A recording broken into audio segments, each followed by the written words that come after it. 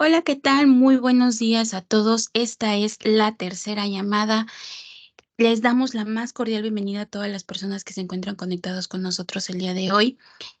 Es un honor para mí presentar el webinar de IT Cooling el día de hoy.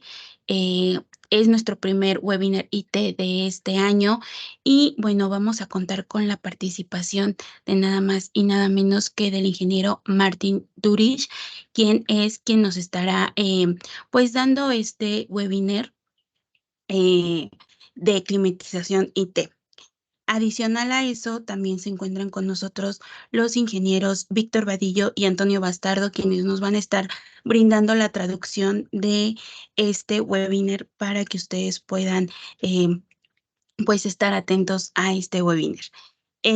También se encuentra con nosotros el ingeniero Jorge Aguilera, quien les dará la cordial bienvenida. Jorge, ¿cómo estás? Muy buenos días. Diana, ¿qué tal? ¿Cómo estás? Muchas gracias por la introducción. Muy buenos días a todos. Realmente nos sentimos muy contentos por desarrollar este primer webinar IT. Como bien lo mencionaba Diana, la verdad es que nos sentimos muy emocionados como tal y damos un cordial saludo a todos los países que nos acompañan, no solamente en México, obviamente, sino obviamente Latinoamérica. Muchas gracias, un muy fuerte abrazo a lo que es la distancia. Y ese webinar se está desarrollando tanto en Alemania como en lo que es México. Así que, pues sí, tenemos expositor de lujo. Él es el ingeniero Martin Durich, quien es el jefe de gestión de producto y soluciones en climatización IT a nivel mundial. Y bueno, me voy a permitir ahora comentarles cuál va a ser la secuencia de este webinar. Miren, Martin nos va a estar platicando en inglés varios de los tópicos pues de acuerdo a la agenda, así que vamos a permitirle que tome algunos minutos o varios minutos. Y cuando Martin concluya su tópico, en su momento será Víctor, después Antonio, quien en un breve resumen, y quizás disculparán este pleonasmo, en un breve resumen de 2, 3 minutos, ellos van a estar explicando o haciendo un resumen de lo que fue ese tópico. De esta manera lo vamos a hacer más ágil y también mucho más dinámico. Esta misma presentación que ustedes van a observar, a leer, que fue elaborada por el ingeniero Martin Durich. Se les vamos a compartir a cada uno de ustedes, así como otro documento adicional.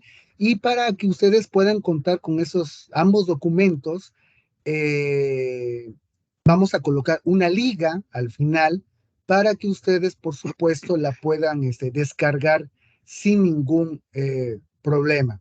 Esos serán los documentos, esos serán los entregables.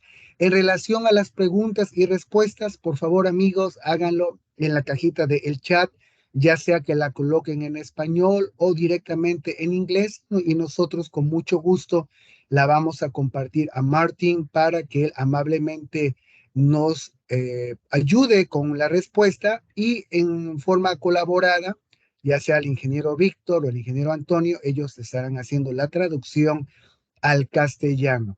Y por último, vamos a entregar a todos ustedes un reconocimiento de forma digital. Entonces, durante todo este día, Diana Castillo va a estar enviando a través de correo electrónico este reconocimiento con la firma de Martin para que cada uno de ustedes tengan este documento. Así que sin más preámbulo, está ya explicada lo que es la logística de este webinar y me voy a permitir dar la bienvenida a Martin. Hi, Martin, how are you? Welcome to this very first IT webinar dedicated for the IT cooling. It's for us a pleasure that you be with us. Martin, hi, how are you? Hello, Jorge. Thank you. I'm fine and want to say a friendly good morning here from Germany. Thank you so much, Martin. Y también, por supuesto, nos acompaña el ingeniero Víctor Vadillo, él es el gerente de Zona Norte para lo que es ventas. Mi estimado Víctor, te saludo con gusto. ¿Cómo estás? Buenos días. Buenos días a todos. Es un placer estar con ustedes acompañándolos en este webinar. Muchas gracias, Víctor, como siempre. Y también tengo el gusto de presentar al ingeniero de aplicación senior en lo que son soluciones IT. Él es el ingeniero Antonio Bastardo. Antonio, ¿cómo estás? Te abrazo a la distancia. ¿Cómo estás? Buenos días. Hola Jorge, hola Martín, hola Víctor, muchas gracias. Encantado de estar aquí con ustedes compartiendo en este webinar. Perfecto. Bueno, pues si no hay más preámbulos, entonces podemos comenzar. Martin, please, go start. Go ahead. Thank you so much. So, okay, then I will start to share my screen. Can you see it already now? Yes, Martin. Yes, we can see it. Okay, if it's okay for everybody, then I will start now. So again, good morning from Germany, and I'm happy to introduce and to show our IT cooling portfolio in this kind of IT cooling webinar. For sure, I presented a little agenda to show you how it will proceed in the next minutes. At first, I will give you a certain overview about our product portfolio. Then I go in deep to, let's say, every product itself. So starting with the Bluey Plus IT cooling units, which are used for rack cooling. Having an overview for LCU CV or CW, which is also used for rack cooling. Going ahead with LCP DX, which is a refrigerant-based product, could be used for rack and roll cooling. LCP cold water, water-based unit for rack and roll cooling. Then go ahead, a little bit of explanation for the aisle containment. Then what do we have in our portfolio regarding the IT chillers? And as last topic, I will do a little introduction of a software solution from Rittal. It's a CFD analysis software, which could be used for analyzing data center infrastructure. And at least, of course, you are able to ask some questions, so it's very appreciated. So if you have something to ask, let us know or write in the chat. At first, I show you an overview about our general product portfolio. We start from lower cooling capacities up to the maximum cooling capacities. You can see it here in the arrangement of cooling capacity.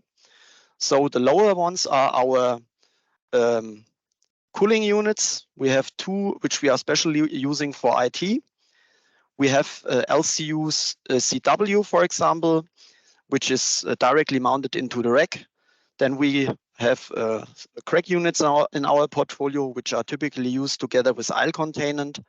We have refrigerant-based LCP solutions, also typically used with aisle containment systems. We have rear door solutions, as the name said, typically mounted on the rear door to avoid that exhausted hot server air will enter into the data center. And then, of course, we have, with the maximum cooling capacities, different LCP cold water solutions up to 53 kW per unit. So then let's starting with our rack cooling solutions, Bluey Plus IT. So at first, we do have two cooling units in our portfolio. And what we did, we use our proven industry technology for IT cooling. So we have a roof-mounted cooling unit, and we do have a wall-mounted cooling unit, which typically is mounted on the rear door. You can see it afterwards. We created a bundle with all important parts. You need to use it in the best way. That means we have an IoT interface inside this bundle, so you directly have an access via network system via your web browser. We have an external temperature sensor for optimization of the regulation, the needed connection cable, and some cable holders inside. So starting with the wall cooling unit, we have cooling capacity up to 3 kW. The mounting position in our IT application is typically on the rear door. The unit is up to 55 kilogram, and we have operating voltage single phase from 110 to 240 volts and phase from 380 to 480 volts. Changing the position of the cooling unit. So if you don't have space on the rear door, you are able to mount the cooling unit directly on the roof plate. The cooling output is up to 1.66 kW, the weight up to 38 kW, and the operating voltage is the same as the wall or rear door mounted cooling unit. So the typical application for this kind of, let's say, IT cooling is, of course, used for a single network or server racks with a heat load lower than 3 kW. Typically, these racks are located in industrial environment, as you see it over here with a robot. So that means IT meets factory or edge data center. Then we use it in very small IT rooms, typically for floor distribution rooms for network racks. Then it's often used in IT racks in branch offices, like a supermarket or in a bank application, and at least in warehouses, which are typically located in logistics centers. So what about the bundles and accessories? I will start with that wall-mounted cooling unit, which is typically mounted on the rear door. We have, of course, the cooling unit itself. We have some rear doors with the needed cutouts. We have that air duct, which is good to provide the cold air, which is blown out from the cooling unit directly in front of the 19-inch rails. And on the other side, we do have the roof-mounted cooling unit. We also have some roof plates with the needed cutout, and this unit is then directly mounted on the top of the rack. So here showing the airflow. If you can see here on the right side, the cooling unit, roof-mounted cooling unit, is directly mounted to the front of the front door, so that the cold air which is provided to the 19-inch racks could be sucked from the servers, and the hot exhausted air will be sucked on from the fan inside the cooling unit. To have a free suction channel, typically you need 2 free U's on the top to make the unit running comfortable. And of course, to have the separation between cold and hot, you typically use air baffle plates, which you have to mount in the enclosure. On the rear door mounted cooling unit, also a side view, and this is important what I mentioned before, you have to mount the rear door on the cooling unit on the rear door, so that the cold air is provided via the air duct directly in front of the 19-inch rails. And then again, the servers suck on the cold air, heat it up, and the exhausted hot air is sucked on from the fan inside the cooling unit, and the cooling cycle starts again. To make that happen, you also need the air duct, but now in the bottom area, to make sure that the cold air enters in front of the 19-inch rails. And of course, for the physical separation, you need the air baffles to get that cold and hot air separation as well. The room requirements are the following. Because of if you put it in a smaller room, the temperature can widely vary during the year. So this influences, of course, the performance of the cooling unit. And then the capacity of the air conditioner has to be calculated to the worst conditions. Then, of course, the cooling unit works like a refrigerator. So that means the unit removes the air from the rack, but blow it directly into the room. So the room has to be ventilated or cooled via a central cooling system. And the minimum room volume should be around 6 cubic meters. Then the next topic will be our rack cooling unit. We call it in a short form LCU-CW. So what does it mean, this short form LCU-CW? That's the shortcut for liquid cooling unit, cold water. So in the short term, this is what we typically told about it. At the end, it's nothing more than air-water heat exchanger with integrated EC fans, a water assembly group, and of course, a main controller. The cooling capacity is around 8 kW with water inlet temperature of 15 degrees C and a server inlet temperature of 24 degrees C. Typically, the unit is used for cooling of network racks and security safes. Of course, you find all the informations on our website. So if we do not have enough space for mounting this unit inside the server or network rack, we also have the possibility to retrofit it outside the rack by using a special side panel. You can see it over here. Here there is a more or less a cowl which will be fitted above the LCU, and of course you need access to the let's say to the controller, to the main power supply, to the water connection, and so on. And this will be available because of these openings inside the cowl. The cowl is available for VXIT and TSIT racks and will be available in height of 2000 to 2200 millimeter and depths of the rack of 1000 and 1200 millimeter.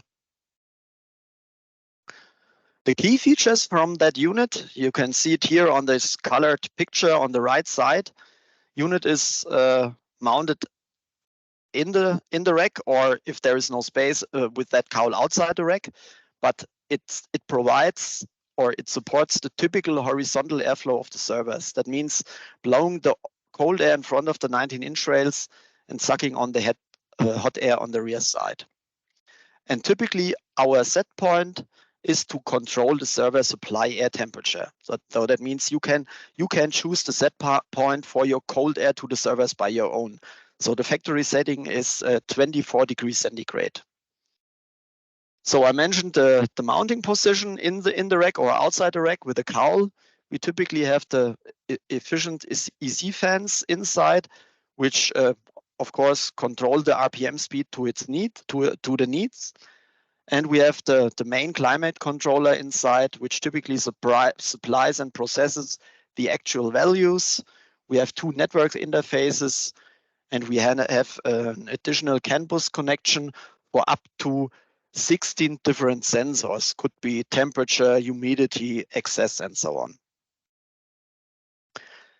Here you find an overview about this unit. We have 3 groups of EC fans, so 3 times 3, in total 9 fans.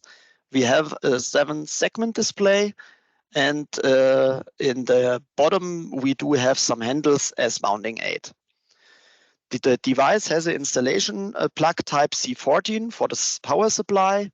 In the main area we have the controller located. We have the water connections, which is G3/4 inch, and we have some mounting rails, which are good for sliding the unit in and out the rack in case of maintenance. The typical water supply could be done in 2 different options. First option is the customer has a facility water circuit available, so then you can connect the unit directly to that existing facility water circuit. If this is not available, you can choose one of our IT chillers, position it outside of the building, typically maybe on the roof or somewhere on the wall, and then you connect both, so the inner and the outer unit, and you can provide the cold water to the LCU CBW. So I think that is my first block of introduction, the portfolio. I think Victor or Antonio will do a short summary. Thank you, Martin. Well, I will give a little summary about the information that you show us in 2 topics. Primero, bueno, antes que nada, vamos a dar un breve resumen de los tópicos dados durante la intervención de Martin. Por ahí precisamente se habló de manera general todos los tópicos que se tocarán durante el webinar, desde lo que sería los de menor capacidad, que es de expansión directa, hasta la parte de enfriamiento base en agua, que son los LSPs enfriados por agua. Bueno, empezando con el primer tópico que se entró a detalle, está precisamente el enfriamiento con expansión directa, en lo que se utilizan unidades Blue Plus. Por ahí podemos llegar ya sea por montaje en lo que es en la puerta trasera del rack, ya sea para anchos de 800 o 600 milímetros, lo que es el uso de la unidad Blue Plus, llegando hasta capacidad de 3 kilowatts, en lo que sería en la parte de la proporción de capacidad de enfriamiento. Y es la ventaja que es multivoltaje, ya sea a 2 hilos, una fase neutro o 2 fases, y pudiendo llegar hasta 480 volts incluso, de manera trifásica. Se puede suministrar como un bundle, que es un número de parte que incluye lo que es el IoT, lo que es también el tema de los, la conexión, el cable de conexión, incluyendo también lo que es la parte de la administración de los cables. Lo que es también en la parte por falta de espacio es poder suministrar la unidad Blue Plus con capacidad de 1.6 kilowatts, también con las bondades de ser multivoltaje, de montaje en techo. Lo que aquí también se puede considerar como un bundle, utilizando las mismas bondades de poder incluir todos los componentes adicionales para la parte de monitoreo como el IoT y lo que mencionaba también de administración de cable. Y la otra ventaja también adicional es que también existen números de parte para que ya vengan los precortes de montaje, ya sea en el techo o en la parte del montaje en la puerta trasera. Y también se vende como número de parte lo que son el ducto, por ejemplo, en el caso del montaje en pared trasera, para que se pueda suministrar por la parte inferior. Y es importante dejar los espacios en las unidades de rack, ya sea para techo, dejar un espacio de 2 unidades de rack, o en la parte inferior cuando se trata de montaje en la parte trasera. También adicionalmente en la parte de otras ventajas, cuando no se cuenta con mucho espacio para lo que son racks de profundidad de 1000 o 1200 y en altura de 2000 o 2200, es utilizar el Liquid Cooling Unit enfriado por agua, el LCU CW. Aquí la ventaja es que se utilizan como si fueran paredes laterales, las cuales ya cuentan con capacidad de enfriamiento cercana a los 8 kilowatts. Adicionalmente, se tienen 9 ventiladores en 3 posiciones distintas en la altura del rack. La ventaja adicional es que es posible poder utilizarlo tanto en el BXIT como en los TSIT, que es la versión anterior que se manejaba. Se puede pedir también como especial. Adicionalmente tenemos la ventaja también de posibilidades de ahorro de energía, porque los ventiladores se tratan de alta eficiencia, que son de velocidad variable. Hasta aquí el resumen completo. We are ready, Martin, with a summary of the first part. Okay, thank you very much, Victor. So I can go ahead in the agenda. And the next topic will be our LCP-DX unit. So going ahead, what does it mean? So LCP-DX, the shortcut again, is liquid cooling package direct expansion. Direct expansion means that we use a refrigerant inside the cooling unit. So the cooling system is a split cooling system, and it's divided to an evaporator system, which is the LCP-DX, which is typically mounted between the server racks. We have different solutions. This is a 300 millimeter wide unit. We have a bigger one with higher cooling capacity, 600 millimeter wide. This is inside the data center. And outside the data center, so where the heat is dissipated to the ambient, we have the external condenser, and both units have to be connected via a copper pipe system. So we have two different functional principles. We have at first a typical rack cooling. So if you want to cool the environment or the servers without having direct access to the environment, maybe in some dirty ambient or something like that, you do typically with rack cooling. Then the server racks, of course, have closed doors, typically a glass door in the front and a sheet metal door in the back. If you want to do a row cooling, that means you want to provide cooling capacity of one unit to several racks. You typically do this in a way of row cooling, in the most ways, always together with an aisle containment system. So what are our key features at this product range? So we have different capacities. We have 12 and 20 kW, which are typically used for rack and row cooling. So this is generally a split unit, as mentioned before. Then we have the bigger one, the 600 watt unit, which is typically used for row cooling. And the special item of this unit is that we have a kind of hybrid system. We do have a refrigerant-based cooling, and we could also use free cooling with a separate water circuit. I will show you later on how that works directly. All the units are equipped with inverter-driven compressors and EC fans. And also we have integrated SNMP card to make it, let's say, network ready.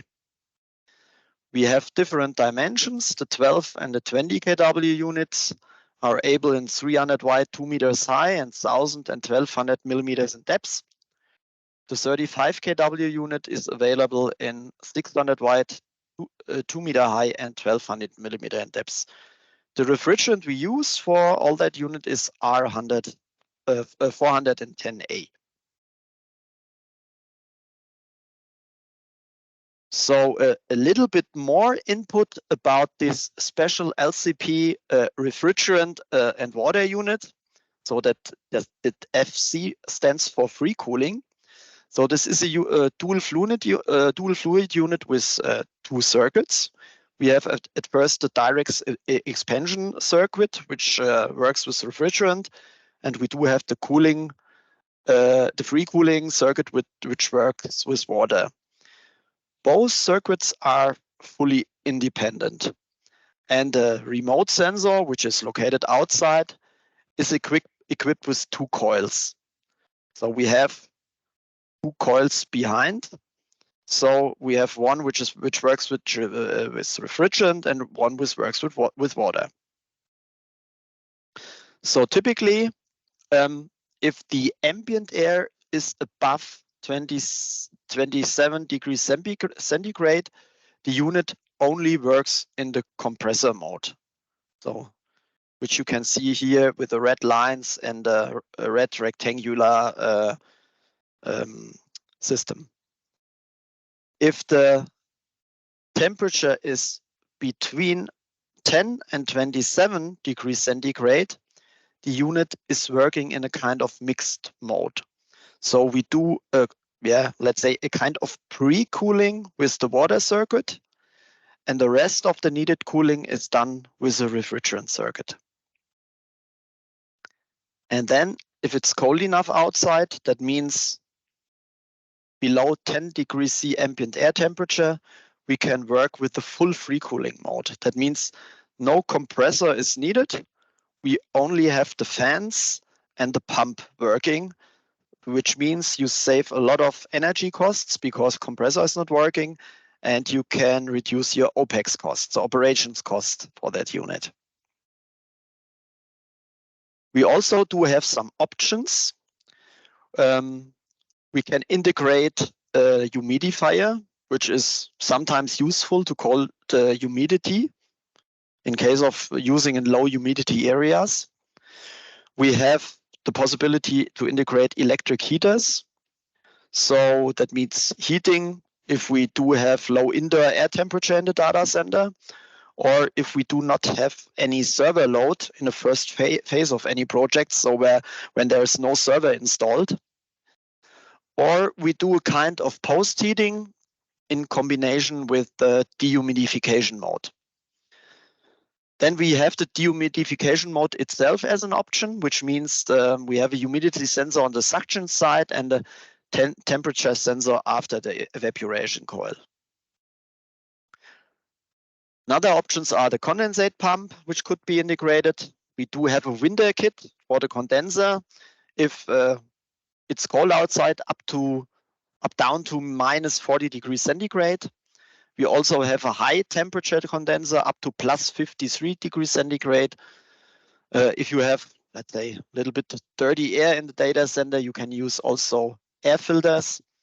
And if you use more than one unit, the unit could be connected together via a LAN system for having a teamwork connection up to 8 units.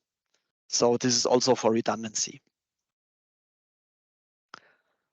Okay, that was a short introduction about the LCP-DX. I will go on with the LCP-CW. Same explanation. What does LCP-CW mean? The LCP is the same, stands for liquid cooling package, but now cold water. So that means this unit will be driven with cold water from a building facility or from a separate chiller. We do have different functional principles. Here I will show you the rack cooling. Of course, the IT racks will be with a closed front and rear door, glass door in the front, rear door, sheet metal door in the rear. And the LCP is supplying the cold air directly in front of the 19-inch rails and sucking on the hot air on the rear side. Of course, you can do a single rack cooling or double rack cooling. If you want to use it for row cooling, as it's the same way as mentioned for the LCP-DX, the racks typically have perforated front and rear doors, and the LCPs are supplying the cold air directly to the cold aisle in front of the server racks. And here we have two possibilities. We have a unit which is set forward, which is a little bit in front of the server racks themselves. This could be used up to 53 kW. And then we have a unit which ends flush with the server racks. So if you don't have the space in the aisle, for example, then we use that typically flush version. And then you have to you can provide up to 30 kW per rack. Or per unit, sorry, per unit. We have 4 different capacity ranges. We do have 30 kW, 35 kW, which this unit is especially optimized for water glycol. And we have the 53 kW unit, which of course works with water. We have integrated EC fans. We have, of course, a network interface. We have always a high performance heat exchanger inside, so to increase maximum efficiency. Dimensions 300 wide, 2 meters in high, 1,000 and 1,200 millimeters in depth. And what we also have, we have a patented condensate discharge system. That means if you work with water below the dew point and condensate will appear, we have a patented condensate discharge system which avoids that water drops will enter outside the unit. Typical application, of course, cooling closed and open IT racks with heat losses up to 53 kW. Typically, we cool the IT equipment in uncooled IT rooms or decentralized data center applications, edge data center, for example. And these units are perfect for cooling medium and large data center infrastructures, as well as high performance computing. Of course, we can scale everything for rack and row based cooling in the server rooms. The cooling capacity is very high for heat losses by having a small footprint.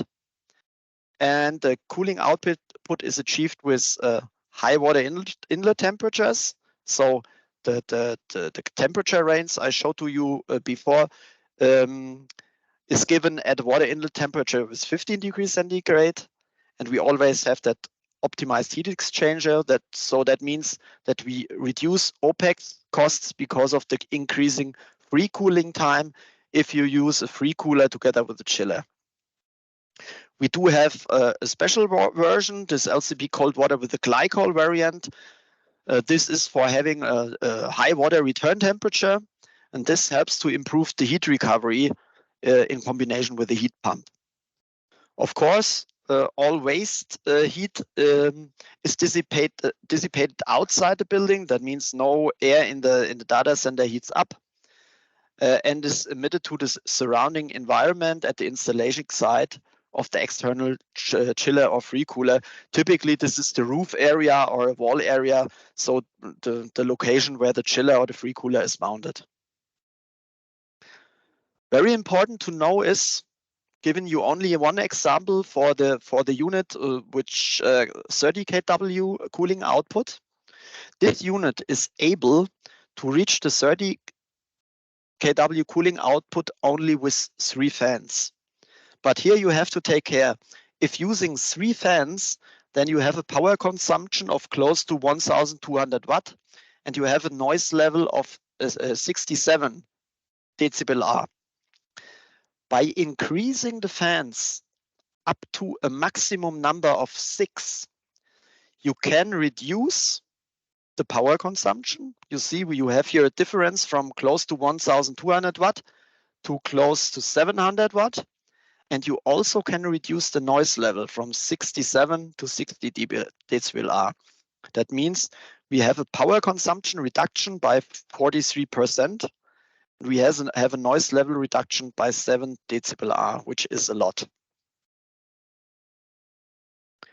Of course, we have some software and electronic inside the unit. We have this automatic temperature control, always to the server inlet temperature. We have a kind of monitoring because of the integrated main controller. We could also do remote control by using external temperature sensors. We have that multiple intelligent sensor network. The sensors are fault tolerant for water inlet and return temperatures, but also for the air temperatures. We also have a fault tolerant controller board and a system.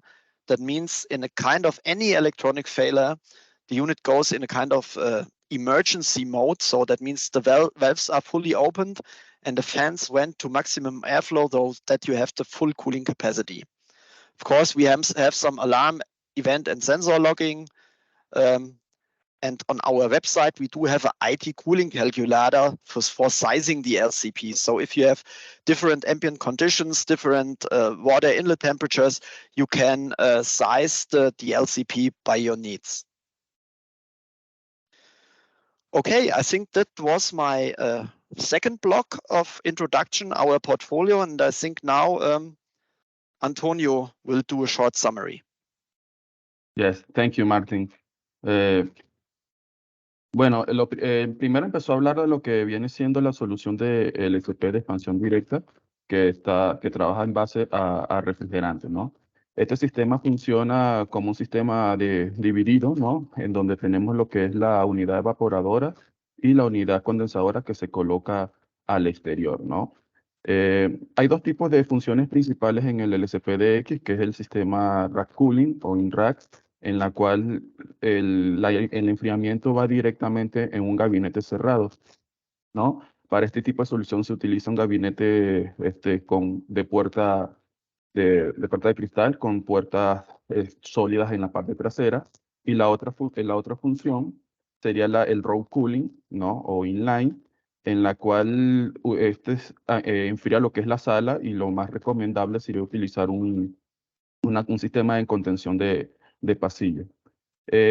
Hay 3 tipos de capacidades de rango, que son los de 12, 20 y 35 kilowatts de capacidad de enfriamiento, ¿no? El de 12 y el 20 lo tenemos tanto en rack como en row cooling, y el de 35 kilowatts en row cooling.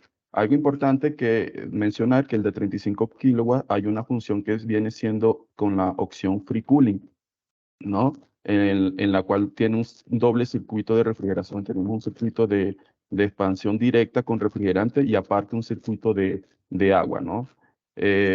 Todos los compresores de los equipos vienen con inverter driver, ¿no? Y tienen ventiladores de electrónica conmutables y ya vienen con sus tarjetas de monitoreo a través de SNMP. En cuanto a las dimensiones, tenemos dimensiones de 30 centímetros de ancho para los de 12 y 20 kilowatts y el de 35 kilowatts va hasta los 60 centímetros de ancho. Y el refrigerante que usa en este sentido son el R410A. Explico un poco de eso, cómo funciona el equipo de free cooling, el de 35 kilowatts, ¿no? En la cual tiene doble circuito, uno de expansión y otro de agua. Tiene 3 modos de operación. El compressor mode, que funciona entre 27, cuando la temperatura está por encima de los 27 grados. El mix mode, cuando la temperatura exterior está entre 27 y 10 grados. Y el free cooling mode, que apaga completamente el compresor y solamente funciona el circuito de agua y solamente funciona para temperaturas por debajo de 10 grados centígrados en el exterior. Tenemos opciones como modificador, deshumidificación, bombas de condensado, filtros y se pueden conectar en redundancia. Luego pasó a lo que vienen siendo los equipos de agua, en las cuales van capacidades de rango de 30 a los 53 kilowatts de capacidad de enfriamiento. Igualmente tienen ventiladores electrónicos conmutables. También están en los modos rack cooling y row cooling. Tiene el mismo modo de funcionamiento. Y tiene todo lo que viene siendo el software de control, ¿no? Control de temperatura automático. Se pueden conectar sensores de monitoreos. Y tienes un calculador de cooling que lo puedes ver en la página web de Rittal, en caso para seleccionar este tipo de equipo. Thanks, Martin. You can continue. So thank you, Antonio, for the short summary. Then I will go ahead and approach with my next block, starting with some informations about the aisle containment system. So the aisle containment, so what is the typical application, let's say? So typically it's used for separating the data center into hot and cold areas by using doors and roof elements. So as you see on the picture on the right side, we have some sliding doors here, which are typically made from steel, metal, and plexiglass. And for the roof elements, we use some plexiglass elements to have the light inside, or to get the light inside the cold or inside the hot aisle. So the advantage is that we avoid the mixture of cold and hot air because of bypassing or of preventing the bypass of cold air and recirculation of the hot air. So that means hot aisle containment or cold aisles containment is good for increasing the air side delta T. And because of that, the data center cooling efficiency. That means typically as higher the delta T from cold to hot is, as higher is the efficiency from any cooling device. So if you use a cooling unit, if you use an air-to-water heat exchanger, if you use an LCP, if you use a crack system, independent from any supplier, so as higher the delta T is, as higher is the efficiency of the cooling unit. And this is done by such a simple solution as the aisle containment system. So, of course, we also can provide the installation as hot or cold aisle containment. And we do have, of course, some serial, but also special versions available. Sometimes there is a discussion, hey, what should I use? Should I use the cold aisle containment or should I use the hot aisle containment? So I try to point out what are the advantages and disadvantages from each installation application. So if you use the cold aisle containment, you have the example that you can use it directly with an existing raised floor cooling, especially when you use crack units, for example. you do have a uniform cold air distribution in the cold aisle. That means the server in the lowest position in the rack gets the same temperature and the same amount of air as the server in the uppermost position in the rack. And then you do not cool the whole room for sure. Keep in mind if the room is very big and you do not use the cold aisle containment, you cool the whole room down to a certain temperature, and this needs more energy instead of cooling this smaller volume in the cold aisle. So this is only an efficiency question. The disadvantage is, but that depends on your customers, if you enter the data center. So the hot air is discharged directly to the room. So if you open the data center door and you go inside, so you are directly in a hot zone. So, and the hot zone temperature depends on the load in the data center. A second disadvantage is that if you have some low density equipment outside the cold aisle containment, you can't cool that because it's not contained, and the hot air around the cold aisle containment is also the server inlet temperature for this low density equipment, and this does not fit really. So coming to the hot aisle containment, so what are the advantages and the disadvantages? So first advantage is it's comfortably cold. So when you entering the data center, keep in mind, open the door, you go inside the data center, then it's cold. You feel comfortable. And of course, then if it's cold inside the whole data center, then you can cool no contained low density equipment outside the hot aisle. So this is an advantage. The disadvantage is you do have a high effort if you want to use it with existing raised floor cooling systems, like a crack system. So because keep in mind, if the hot aisle is closed, the hot air doesn't find the way to the crack system. So you have to mount a duct system. So a kind of piping systems, a kind of air channels to keep the hot air to the crack systems. And of course, second disadvantage is it's uncomfortable for technicians which has to work in the hot aisle, even for maintenance of the cooling equipment, but also for maintenance of the server or IT equipment.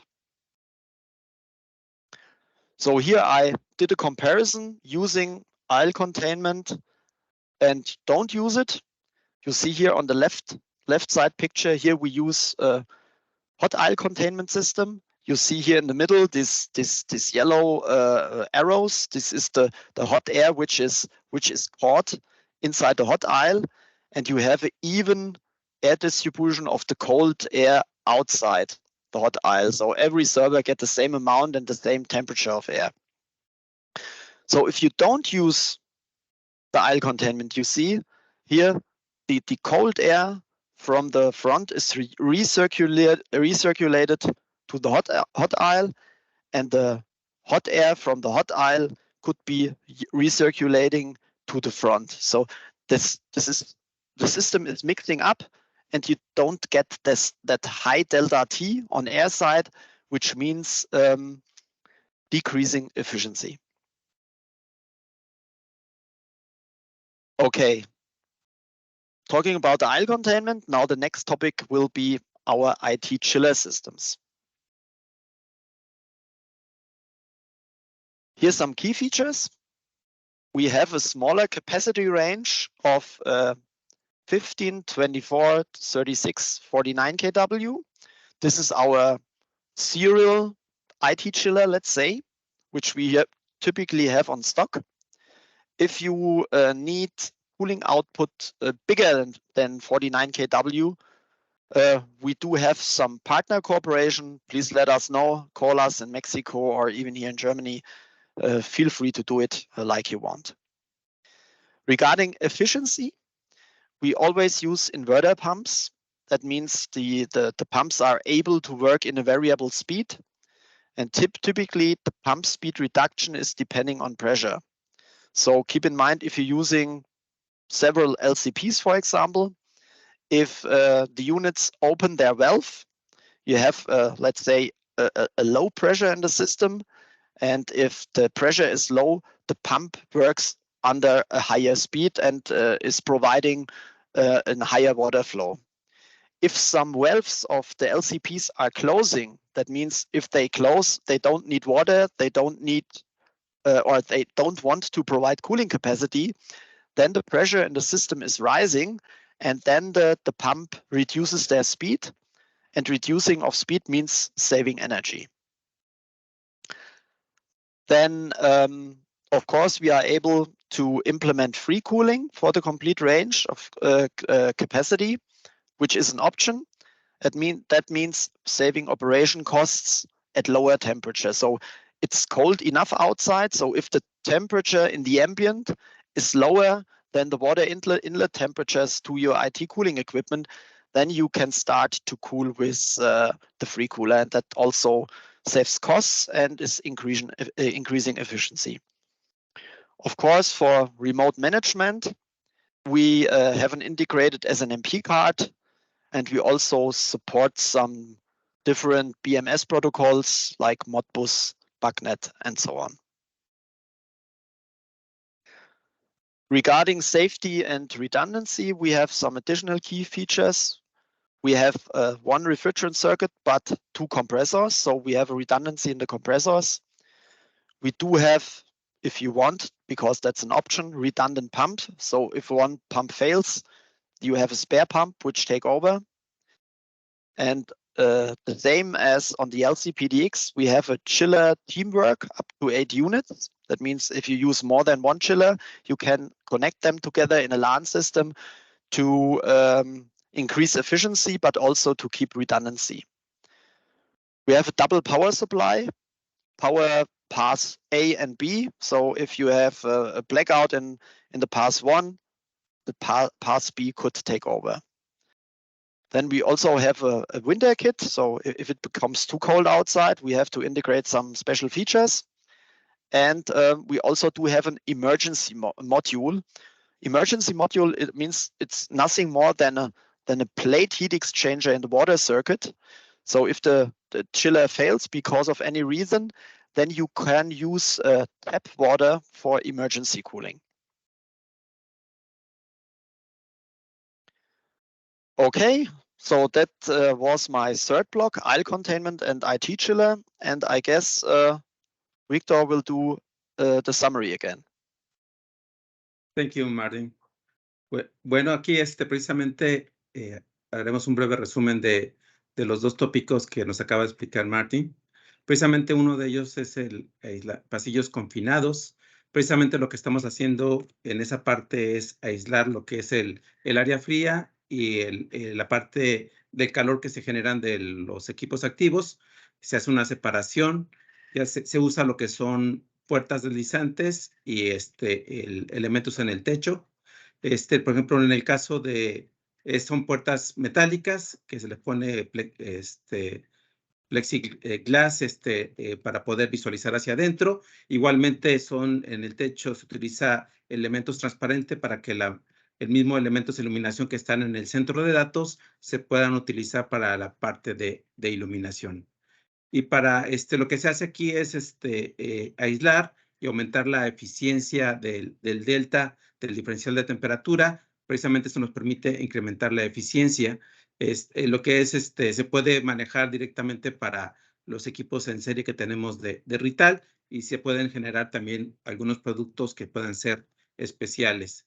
Y tenemos 2 situaciones. Una de ellas es que manejemos el aislamiento del área fría, con las ventajas de poder utilizar el piso elevado, ya por ejemplo cuando se enfría con un crack, y se puede tener la parte uniforme del enfriamiento, y con esto evitaríamos enfriar todo el cuarto, lo cual nos ayudaría a utilizar menor capacidad de enfriamiento y menor consumo de energía. Y en el caso de lo que es el enfriamiento, el aislamiento del la parte del pasillo caliente. Aquí la ventaja es que toda la parte de lo que es el data center estaría frío, y los equipos de baja densidad, que serían equipos que podrían estar externamente a este sistema de pasillo, podrían mantenerse también fríos. La desventaja es que en la parte de los ductos que se manejarían en el piso para extraer el pasillo caliente, pues no se podrían, sería necesario para poder aislar el pasillo, la parte del pasillo caliente. Y adicionalmente habló de lo que es lo que son los productos de chillers y té, en capacidades que van de 15, 24, 36 a 49 kilowatts, y con la posibilidad de poder proveer con capacidades mayores bajo la proveeduría de un partner de la compañía. Además de que tienen bombas de inverter, donde se puede controlar la presión precisamente por el control de velocidad, y la posibilidad de poder utilizar el free cooling para poder aumentar la eficiencia de los equipos, utilizando el medio ambiente cuando tenemos bajas temperaturas. Con esto se pueden conseguir grandes ahorros de energía, además de poder tener protocolos de comunicación, ya sea para redes SNMP y para protocolos de Modbus y BACnet utilizando la tarjeta BMS. Y como adicional también bueno, se maneja un solo circuito de refrigeración con doble compresor, y además de que se puede poner opcionalmente una bomba redundante para tener la parte de redundancia, y se pueden comunicar entre 8 chiles para trabajar en equipo, para tener la redundancia y dar la capacidad en función de las necesidades. Y se puede proveer como opcionalmente una segunda opción de suministro de ingeniería y lo que es de energía, y lo que es un kit para la parte de condiciones de invierno. Sería hasta este momento un resumen breve de lo que acabamos de ver. Thank you, Martin. We are ready to continue. Thank you, Victor, for your short summary. Then we'll start, before we go into the question and answer sessions, with my last topic, which is the CFD analysis. So what does it mean? What means CFD? So CFD is the shortcut for computational fluid dynamics. And this is a software-based simulation tool we used since several years in Rittal. And typically with that software, you can do flow simulation, then simulation of air distribution, for example, but also simulation of temperature distribution. Maybe you saw some like these pictures. Here in that picture, there is a flow simulation for a race car, for example. Here they do a flow simulation for a bicycle helmet. And in the lowest picture on the bottom side, they are simulating the distribution of air inside an operation room to make sure that the person which are here on the table gets always fresh air, and maybe some bacteria and some waste air gets away from that guy or from that woman. So, but how do we use CFD in the IT? So what is CFD in the IT environment? So we call it, the CFD is the sixth sense in the data center design and optimization. So at first, it's a mathematical calculation method. Then, of course, this kind of technology is applied for development in various industries. So it was used a lot of years before using it in the IT infrastructure. And because of that, the IT industry is using that CFD tool as well. So what do we need for doing a calculation for you? So independent if you want to build a new data center or if you want to retrofit an existing data center. Typically, we need different physical parameters. If you, of course, plan to mount a aisle containment, we have to consider a certain leakage because it's not always 100% sealed. Then we need some physical parameters from your IT equipment. So we need the heat load of the, let's say, server you use, and we need the airflow of the server you use, and this is typically given in the manual of the IT equipment. Here in that case, you see on the right side, we are using crack systems.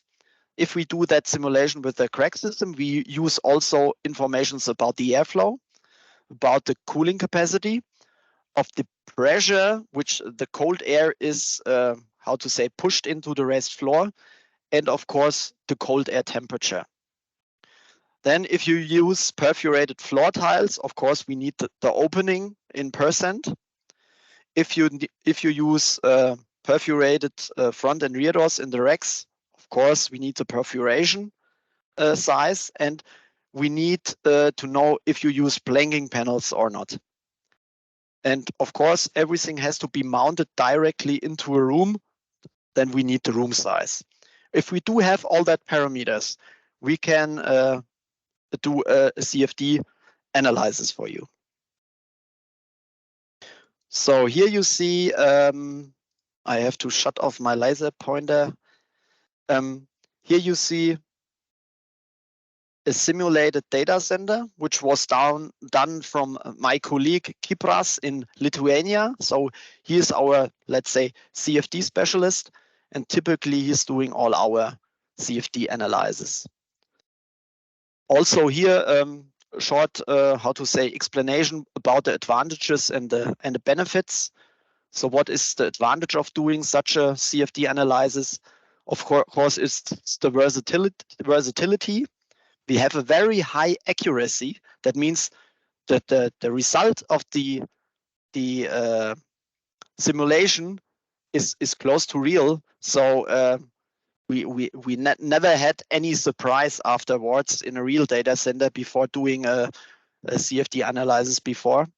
Then it's user friendliness, and it's very good to, how to say, to explain to the customer, because you can see it here in that turning picture. We have a very clear visualization of the results. The benefits are we can do cooling design validation. We can optimize the facility layout. We can also do some redundancy test with no risk. So if you, let's say we are using here 2 crack systems, for example, we can show exactly what happens if one fails. And of course, we can decrease CapEx and OpEx cost for the customers.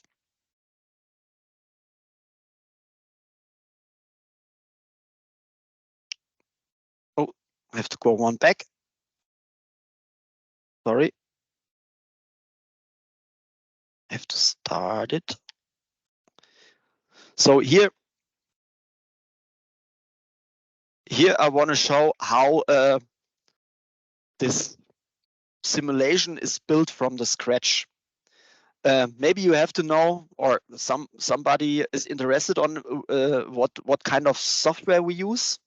We use software Six Sigma DCX release 17 from supplier Future Facilities.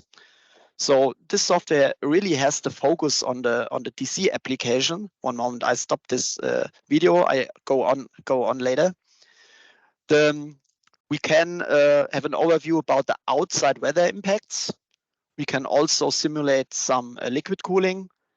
We can simulate performance metrics, or even integrate customer built elements. So if you have a very special cooling solution, which is more done only for you or from one of your customers, we can integrate it.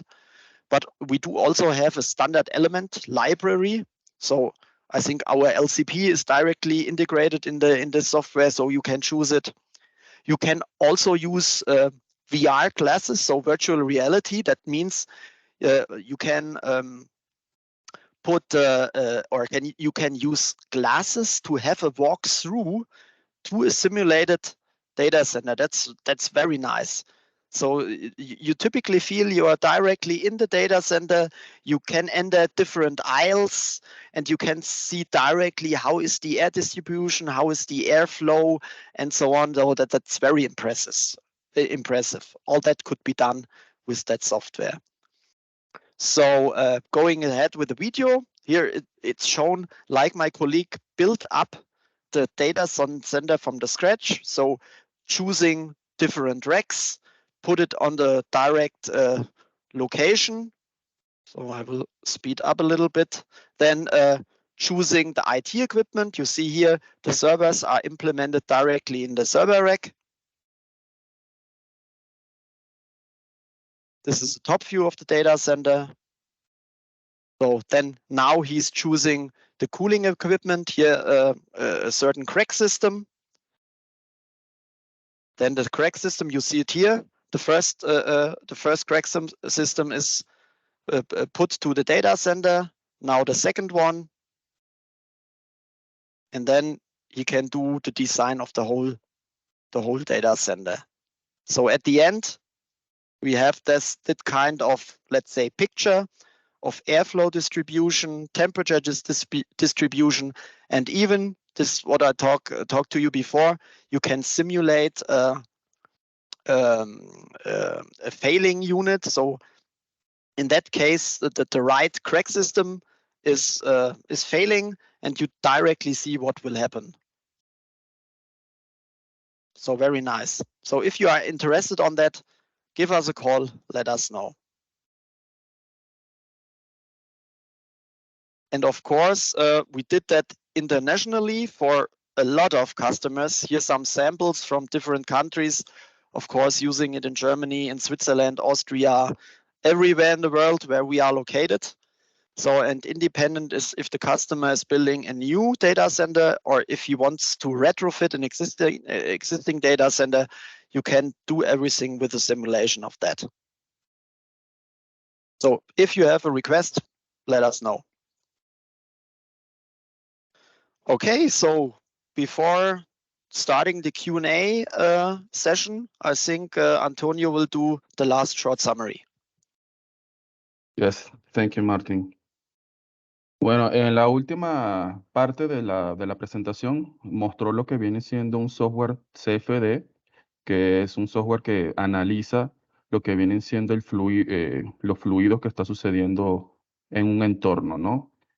Primero mostró como una especie de ejemplo, pero en la parte de IT Cooling, lo que buscamos es calcular diferentes tipos de factores, ¿no? Como por ejemplo el flujo de aire que está sucediendo dentro de los gabinetes, cómo está funcionando las temperaturas dentro del data center, ¿no? Y analizar cada uno de estos sistemas. Si tenemos ya incluso centros de datos que ya tengan equipamiento ya existente, este software nos va a permitir, nos va a ayudar a saber cómo se va a comportar el data center dependiendo de los equipos que tú tengas y así tomar decisiones correctas, acorde a lo que tengas tú en tu data center y realizar un correcto dimensionamiento en el data center, ¿no?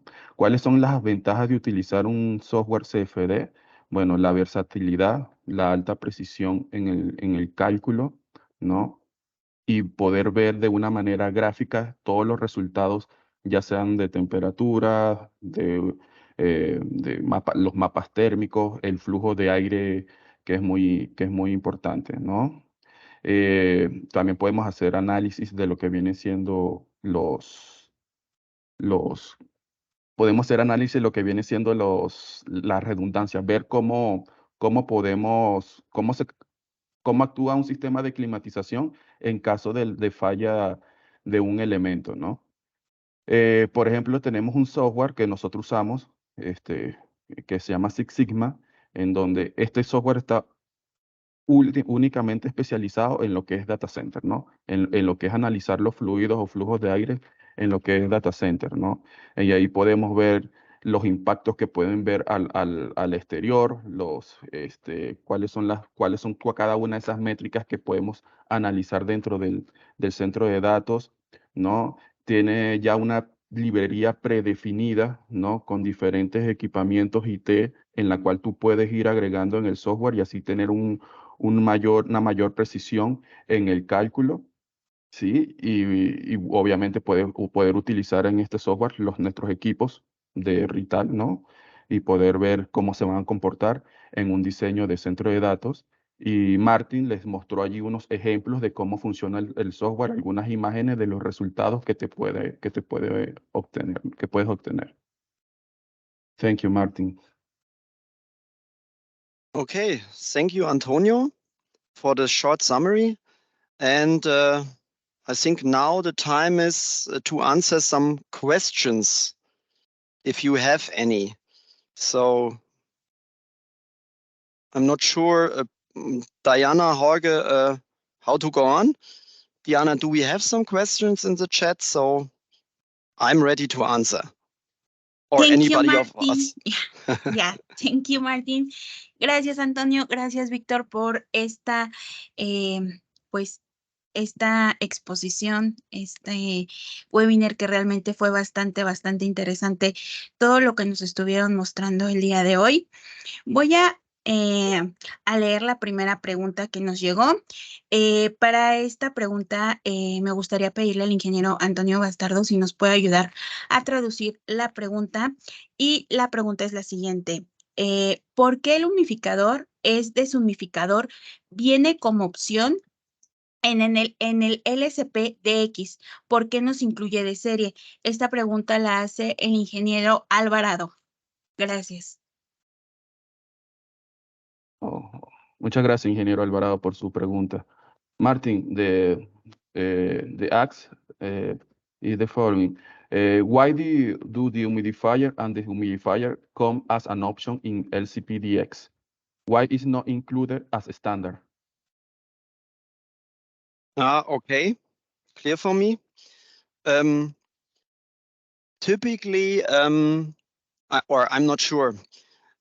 All the data center regulations are typically done or given from the ASHRAE regulations. So ASHRAE is an association located in the States, which means American Society of Heating, Refrigerant and Air Conditioning Engineers.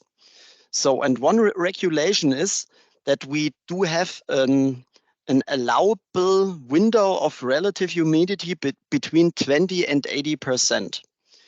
And typically this fits to the most data centers in the world. And also in addition, humidification and dehumidification needs a lot of energy. So if you drive a humidifier, the humidifier needs energy.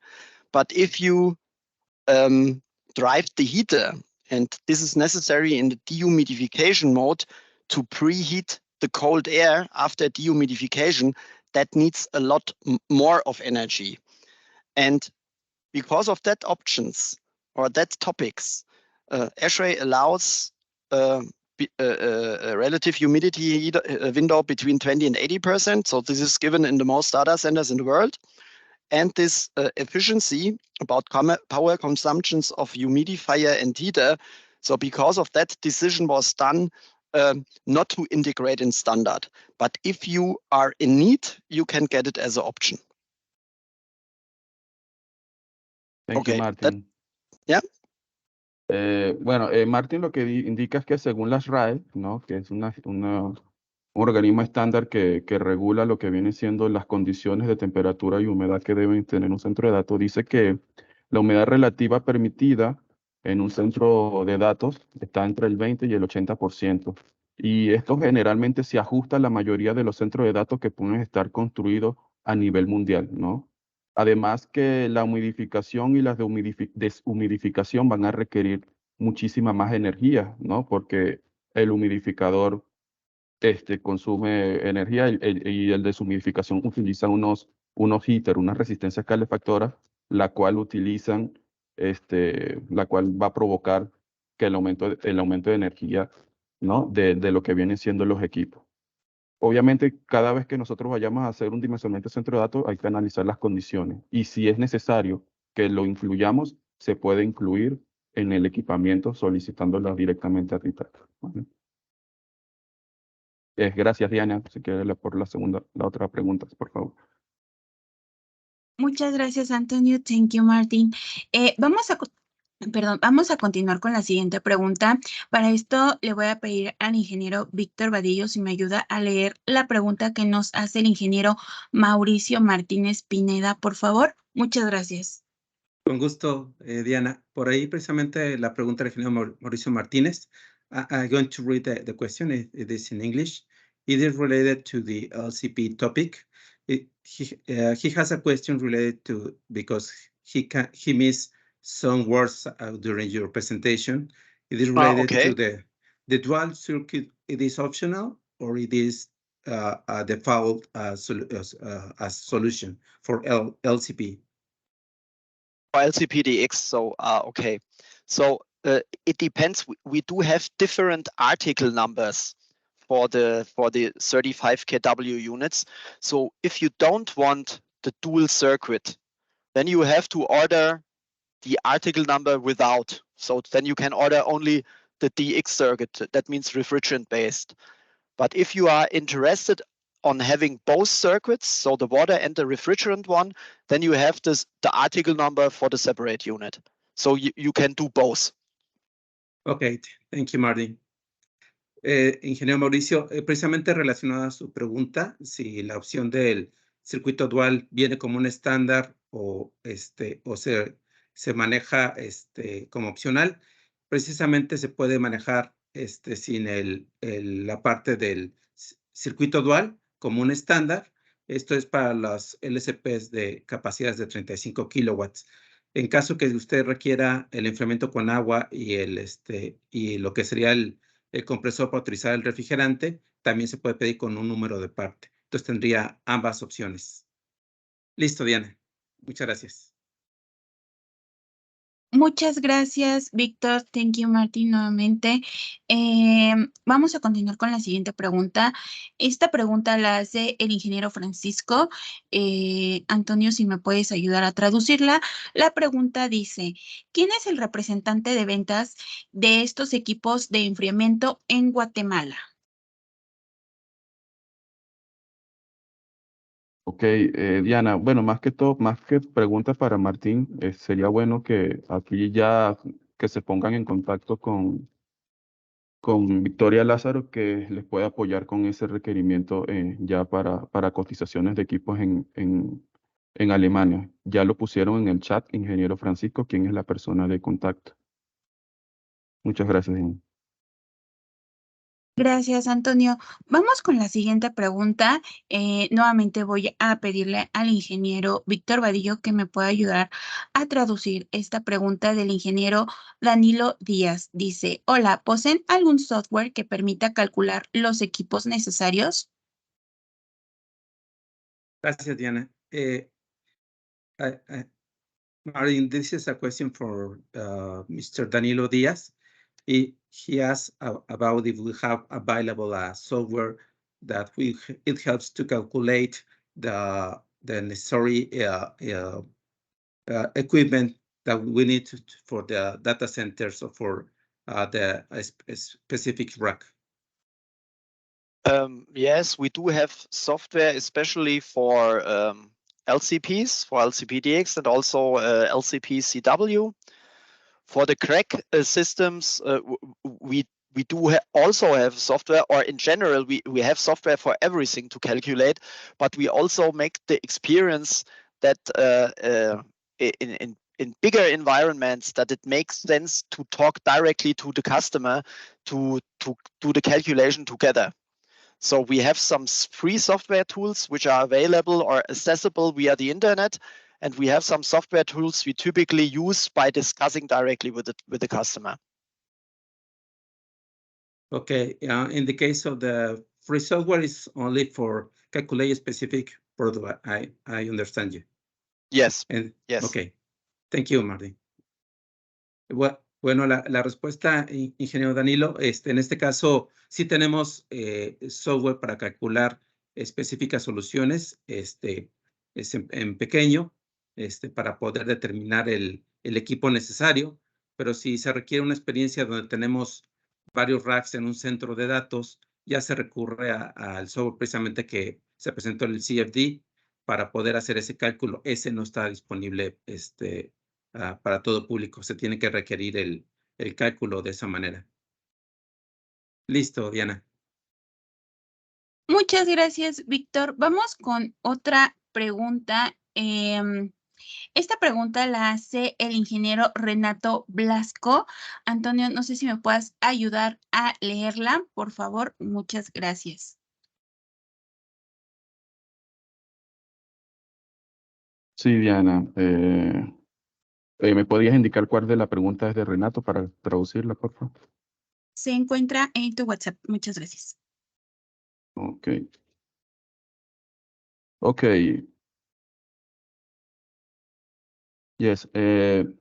Is the Six Sigma free? Is a Rittal software? No, it's not free. So we ourselves from Rittal have to buy a license of future facilities. And also, to be honest, it's not so easy to handle. And you have to be a kind of, let's say, cooling specialist. And about the costs, I'm not 100% sure. I think one license for 1 year for one person is round about 30,000 euros. So it's also not too cheap. So no, it's not a free software from Rittal. We use it also by ourselves, buying it from future facilities, doing a lot of training which they provide to us. But as mentioned before, if you are interested in having questions or you want us to do an analysis for you in a project, we can do it for you. We need some data, but we do have some question formula we can send you up front. You have to answer the questions we need, and then maybe we need some drawings from the location and so on, but then we can do the analysis for you. Sí, no es un software de Rittal, es un software de Future Facility, en la cual tenemos que adquirir una licencia, ¿no? Y esa licencia es para cada persona, o para una máquina, ¿no? En la cual pueden ser los análisis, ¿no? Pero si tienes algún requerimiento con la cual necesites apoyo en ver los análisis CFD o los flujos de aire o las temperaturas, nosotros te podríamos apoyar en lo que viene siendo el proyecto, ¿no? Haciendo el CFD para que tú lo puedas compartir con el cliente sin ningún tipo de problema.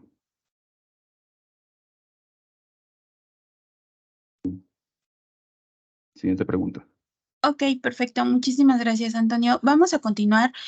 Tenemos una pregunta también del ingeniero Danilo Díaz que dice, ¿podemos tener acceso a render con templates y mostrarlos a clientes? Víctor, ¿me puedes ayudar a traducirla? Gracias. Con gusto, Diana.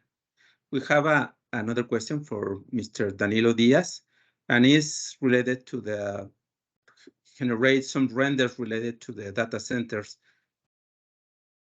Is it possible to have the templates and show with our customers? You mean to get some, let's say, pictures from some references we did in the past, or what do you mean with template? Well, I think it's related to the CFD solution. Yeah. If we have the simulation with the finance solution that they help to show to our customers. Yeah, sure, for sure.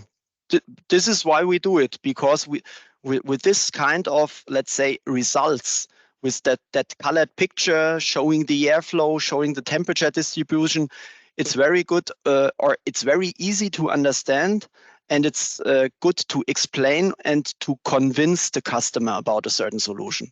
So for sure, you can show it to the customer. Thank you. Bueno, la respuesta es sí es posible obtener esos templates, o los renders, precisamente el resultado de la simulación. Entendemos que se hacía referencia al análisis con el CFD que nos mostró al final de su presentación. Esperamos que esta haya sido su respuesta, ingeniero Danilo. Adelante, Diana.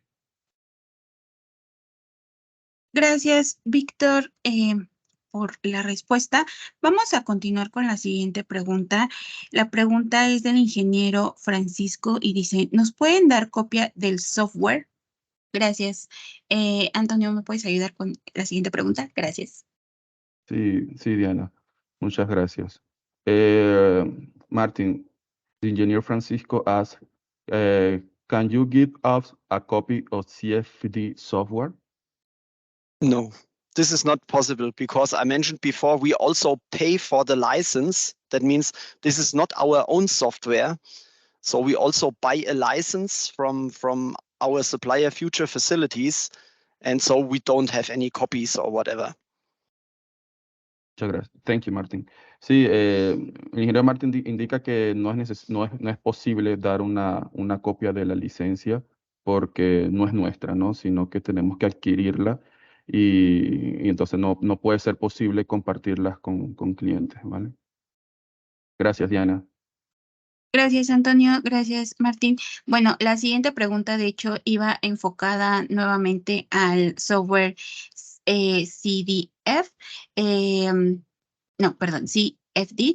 Entonces, bueno, no sé si, Elizabeth, tengas alguna pregunta adicional respecto al software o con la respuesta que nos acaban de brindar es suficiente.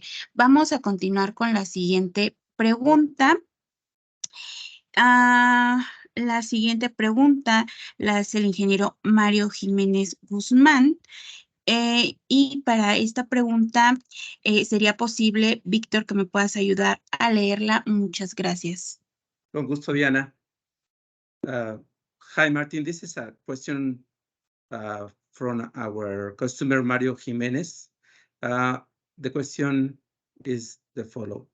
Thank you very much, Mr. Martin Dorish, for this valuable presentation of high technical equipment for data centers and information technology. It will be a great help to my potential clients in Mexico. I didn't have knowledge of this technology equipment, German equipment.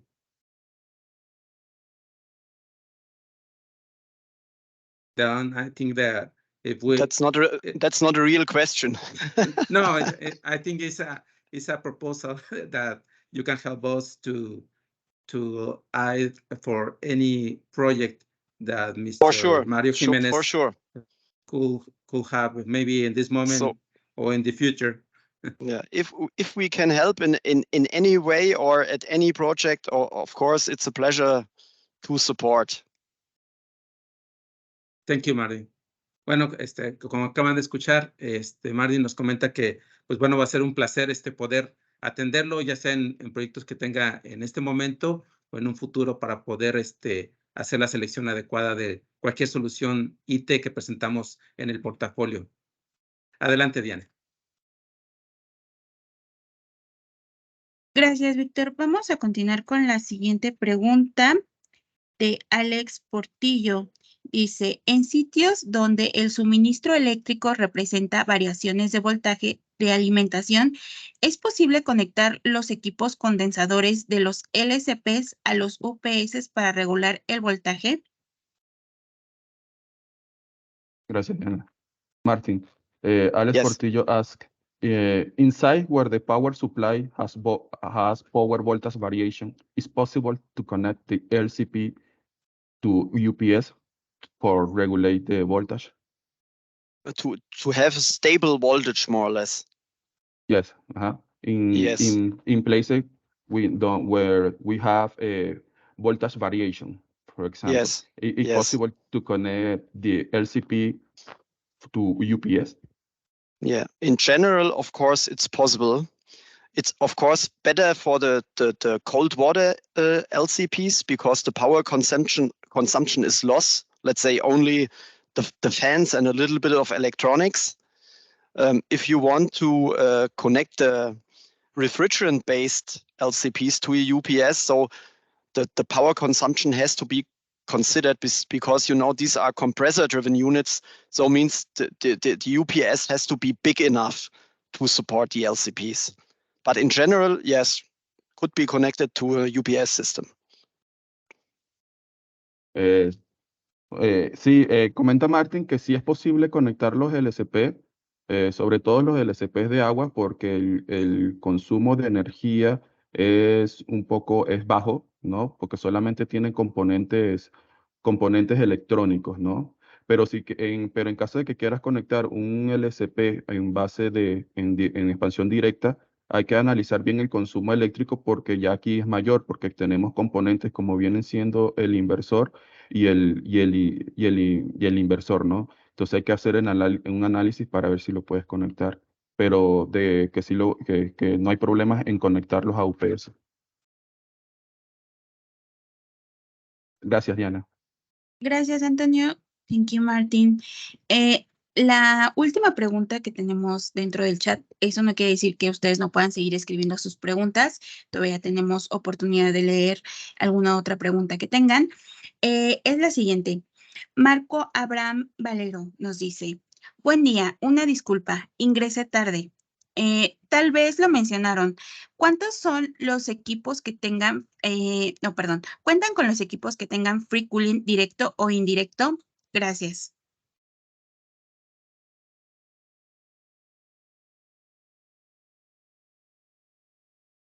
Victor, you are on mute. Te podemos oír. Sorry, sorry. Thank you for your advice. Well, in this case, Mr. Marco Abraham Valero say that he missed part of the webinar, and he is interested to get additional information related on free cooling. That of course, it could be direct or indirect. Please give us feedback about this request. Okay. So the products I talked about in my presentation, we typically use indirect free cooling. So for some of you who don't know the difference, indirect free cooling means the water, for example, which is provided to an crack system, is cooled via a free cooler.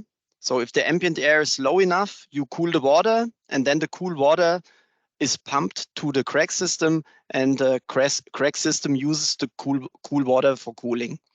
This is indirect.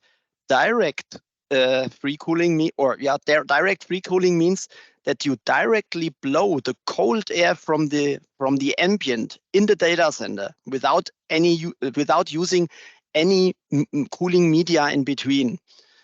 So how to say, that's always a kind of, let's say, attitude you have.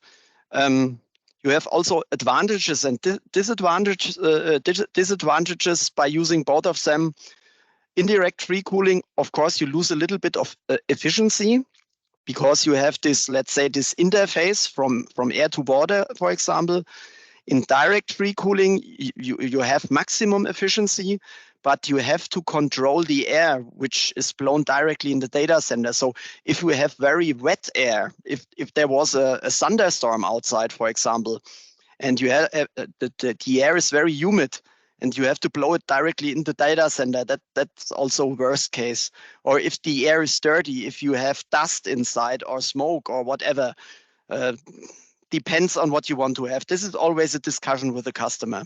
But at the end, in the moment, we deliver indirect free cooling, direct free cooling only on request. Thank you, Martin. Bueno, como menciona, relacionado con la disponibilidad de free cooling, sí está disponible. Ocurre de manera indirecta. Lo que se hace es utilizar el medio ambiente para enfriar el agua. Esto lo que permite es precisamente aprovechar la situación del medio ambiente a bajas temperaturas para obtener la energía para poder alcanzar las temperaturas necesarias del set point que tengamos en los equipos que están en el centro de datos. Si existe la opción en nuestro caso, como Rittal, no ofrecemos de manera directa. Las desventajas que podemos encontrar aquí se habla de suministrar el aire de manera directa del medio ambiente hacia el centro de datos.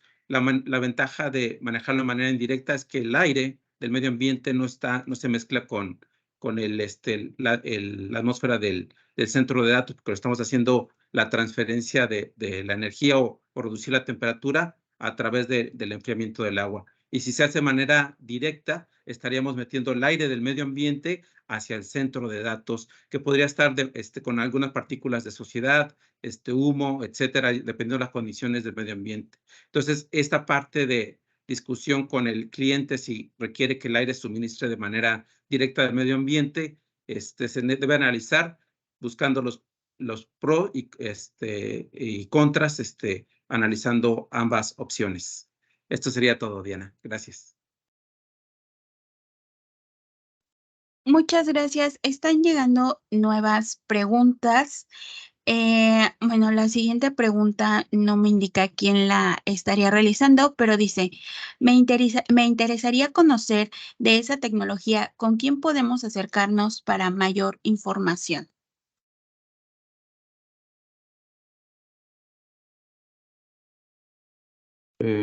Sí, bueno, si estás interesado en la tecnología me imagino que se refiere a la de free cooling, puedes enviarnos un correo directamente a nosotros, ¿no? Yo estoy encargado de esta parte de ingeniería de aplicaciones.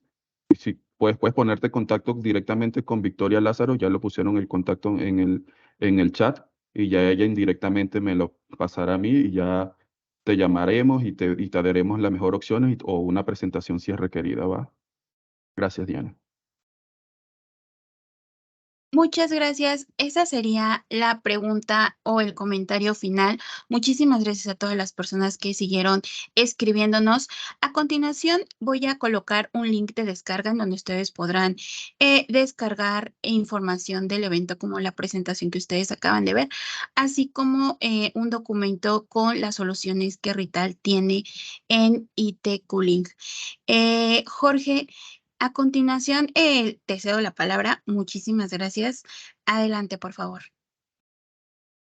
Muchas gracias, Denita, muy amable. Bueno, pues es de esta manera como estamos concluyendo con lo que es este primer webinar IT en este año dirigido hacia lo que es el IT Cooling.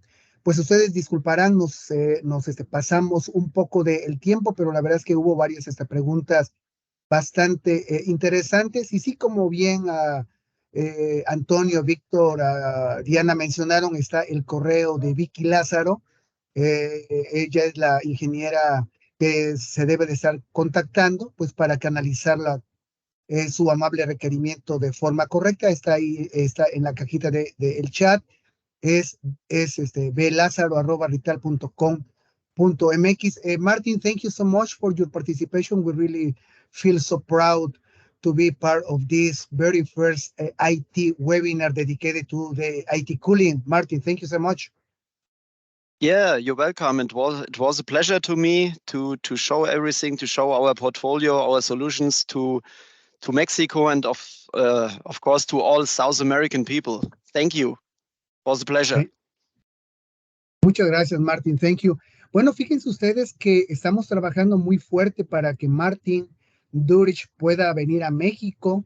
Estamos trabajando muy fuerte para poderlo convencer, para ver si tenemos la fortuna que pueda venir a México y a través de un evento presencial que se estaría desarrollando en la Ciudad de México y tal vez Monterrey. Entonces podamos también convivir, estar más cerca de él, poder estrechar este tipo de preguntas. Así que más hacia adelante les estaremos mencionando el posible mes o posiblemente el día exacto para que ustedes lo tengan por ahí presente. Como bien Diana lo menciona, ya está la liga de descarga. Por favor, tomemos estos cuantos segundos, minutitos para que ustedes descarguen la, información.